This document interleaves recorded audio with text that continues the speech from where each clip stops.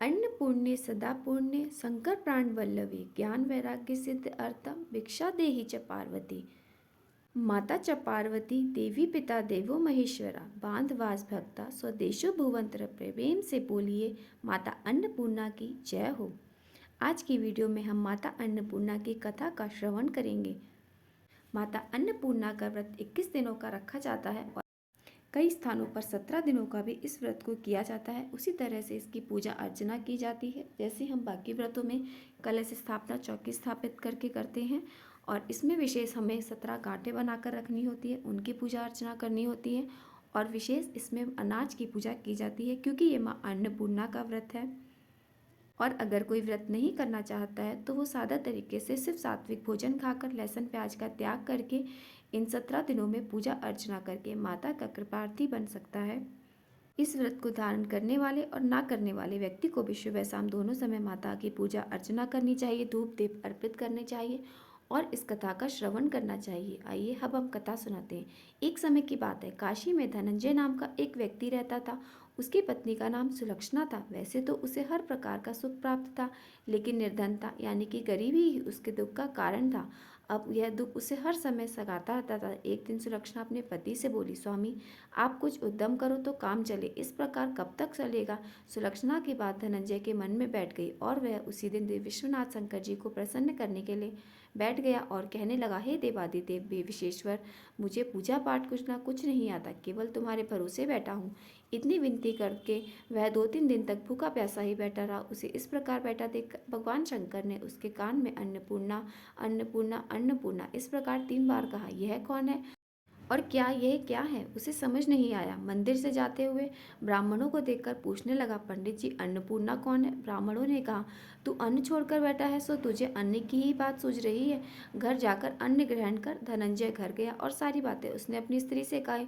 वह बोली, नाथ चिंता मत करो, स्वयं शंकर जी ने यह मंत्र दिया है, स्वयं ही खुलासा करेंगे, आप फिर जाकर उनकी आराधना करो। धनंजय फिर से वैसे ही करने लगा, पूजा करने बैठ गया। रात्रि में शंकर जी ने आज्ञा दी कि तू पूर्व दिशा में चला जा, वहाँ अन्नपूर्णा माता नाम का नाम जपता रहा और रास्ते में जब फल खाता झरनों का खाता और इस तरह जाना।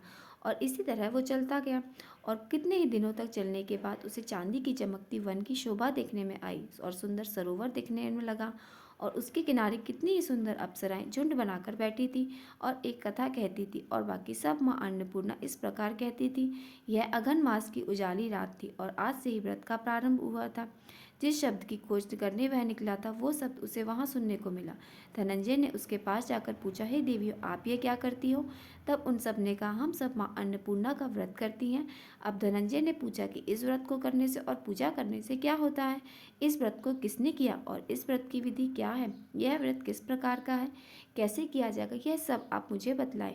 तो स्त्रियां कहने लगी, इस व्रत को कोई भी कर सकता है, 21 दिन का यह व्रत किया जाता है। 21 दिन के लिए 21 गांठ का सूत्र लेना चाहिए। 21 दिन यदि ना बने तो आपको 17 दिन का व्रत करना चाहिए, 17 दिन की गांठ लगानी चाहिए और एक दिन ना हो सके तो एक दिन का उपवास तो जरूर करें। केवल कथा सुनकर ही प्रसाद ले, निराहार रहकर कथा कहीं सुनने वाला और कोई ना मिले तो पीतल के पत्तों को सुखाकर सुपारी या घृत कुमारी अर्थात गुवार पाट वृक्ष को सामने रखकर दीपक को साक्षी मानकर सूर्य गाय तुलसी महादेव को बिना कथाएं सुना मुख में दाना ना डालें और यदि भूल कर से कुछ पड़ जाए तो एक दिवस फिर से उपवास करें। व्रत के दिन क्रोध ना करें, झूठ ना बोलें। धनंजय बोला, इस व्रत को करने से क्या होगा। वे कहने लगी, इसको करने से अंधों को नेत्र मिले, लूलों को हाथ मिले, निर्धन के घर धन आए, बांझ को संतान मिले, मूर्ख को विद्या आए। जिस कामना से व्रत करे उसकी हर कामना पूरी होती है। तब वह कहने लगा, बहनों मेरी भी धन नहीं है, विद्या नहीं है, कुछ भी नहीं है, मैं तो दुखिया ब्राह्मण हूँ, मुझे इस व्रत का सूद देंगी। तब स्त्रियां बोली, हाँ भाई तेरा कल्याण हो, तुझे सूद देगी, ले इस व्रत का मंगल सूत्र ले।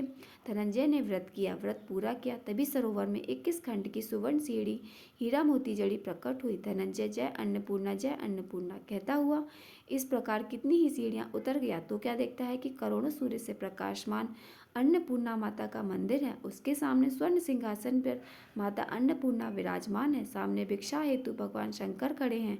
देवांगनाएं चम चम चमा रही हैं। कितने ही हथियार बांधे पहरा दे रहे हैं। धनंजय दौड़कर जगदम्बा के चरणों में गिर पड़ा और उसके मन का सारा कलेश जान गई माता।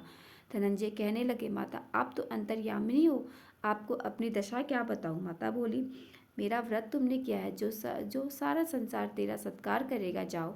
माता ने धनंजय की सेवा पर बीज मंत्र लिख दिया। अब तो उसके रोम रोम में विद्या प्रकट हो गई। इतने में क्या दिखता है कि वह काशी विश्वनाथ के मंदिर में खड़ा है। माँ का वरदान लेकर धनंजय घर आया और सुलक्षणा से बात कही। माता की कृपा से उसके घर में संपत्ति उमड़ी। छोटा सा घर बहुत बड़ा बन गया। शहद के जत्ते जैसे मक्खियाँ जमा होती हैं, उसी प्रकार अनेकों संबंधी आकर उसकी बड़ाई करने लगे और कहने लगे, इतना धन, इतना बड़ा सुंदर, संतान नहीं तो इस कमाई का कौन भोग करेगा? सुलक्षणा से संतान नहीं है इसलिए तुम दूसरा विवाह कर लो। अनिच्छा होते हुए भी धनंजय को दूसरा विवाह करना पड़ा और सती सुलक्षणा को सौत का दुख उठाना पड़ा। इस प्रकार दिन बीतते गए। अघन मास आया। नए बंधन में बंधे पति ने सुलक्षणा से कहलाया कि हम व्रत के प्रभाव से सुखी हुए, इस कारण यह व्रत छोड़ना नहीं चाहिए। यह माताजी का प्रताप है जो हमने इतने संपन्न और सुखी है। सुलक्षणा की बात सुनकर धनंजय उसके यहाँ आया और व्रत में बैठ गया। नई बहू को इस व्रत की खबर नहीं थी। वह धनंजय के आने की राह देख रही थी। दिन बीतते गए और व्रत पूरे होने में सिर्फ 3 दिवस बाकी थे। नई बहू को खबर पड़ी। उसके मन में ईर्ष्या की ज्वाला दहक उठी। नई बहू सुलक्षणा के घर जा पहुंची और उसने वहां भगदड़ मचा दी। वह धनंजय को अपने साथ ले गई और थोड़ी देर के लिए नए घर में धनंजय को निद्रा में आ दबाया। इसी समय नई बहू ने उसके व्रत का सूत अर्थात धागा तोड़कर आग में फेंक दिया। अब तो माताजी को क्रोध आ गया। घर में अकस्मात आग लग गई। सब कुछ जलकर खाक हो गया। जब सुलक्षणा को पता चला तो अपने पति को फिर से अपने घर ले आई। नई बहू रूठकर पिता के घर जाकर बैठ गई। पति को परमेश्वर मानने वाली सुलक्षणा बोली, नाथ घबराना नहीं है, माताजी की कृपा अलौकिक है। पुत्र कुपुत्र हो जाता है पर माता को माता नहीं होती है। आप श्रद्धा और भक्ति से आराधना शुरू करो, जरूर हमारा कल्याण करेंगी माता। धनंजय फिर से माता के पीछे पड़ गया और फिर वही सरोवर सीढ़ी प्रकट हुई और उसमें माँ अन्नपूर्णा कहकर वह उतर गया। वहां जाकर माता जी के चरणों में रुदन करने लगा। माता प्रसन्न होकर बोली, यह मेरी स्वर्ण की मूर्ति ले, उसकी पूजा करना, तू फिर सुखी हो जाएगा। जा, तुझे मेरा आशीर्वाद है। तेरी स्त्री सुलक्षणा ने श्रद्धा से मेरा व्रत किया है, उसे मैंने पुत्र दिया है। धनंजय ने आंखें खोली तो खुद को काशी विश्वनाथ के मंदिर में खड़ा पाया। वहां से फिर उसी प्रकार घर को आया। इधर सुलक्षणा के दिन चढ़े और महीना पूरे होते ही पुत्र का जन्म हुआ। गांव में आश्चर्य की लहर दौड़ और मान्यता आने लगा। इस प्रकार उसी गांव के निसंतान सेठ के पुत्र होने पर उसने माता अन्नपूर्णा का मंदिर बनवा दिया। उसमें माता जी धूमधाम से पधारी, यज्ञ किया। धनंजय को मंदिर के आचार्य का पद दे दिया।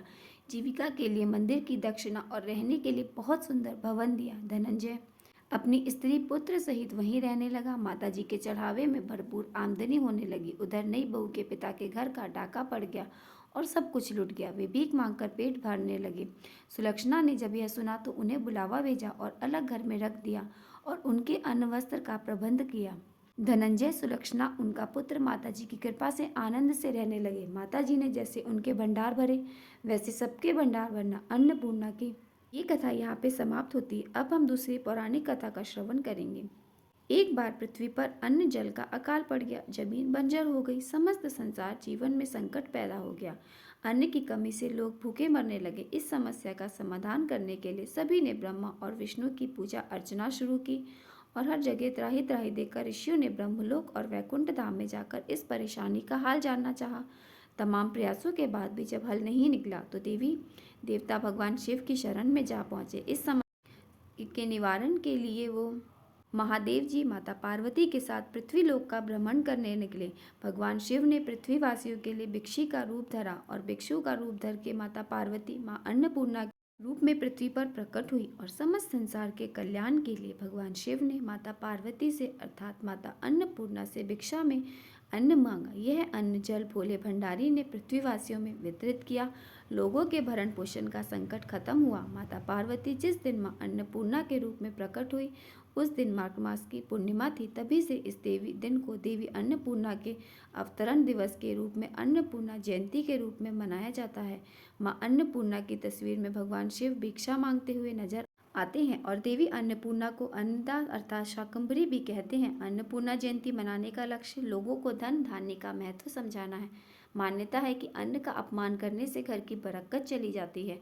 घर के भंडार खाली हो जाते हैं, इसलिए माता अन्नपूर्णा की पूजा मार्गशीर्ष मास में करने से माता अन्नपूर्णा प्रसन्न होती हैं। बहुत से भक्त हैं जो कि व्रत धारण करते हैं, कई भक्त हैं जो बिना व्रत के भी माता अन्नपूर्णा की पूजा करते हैं।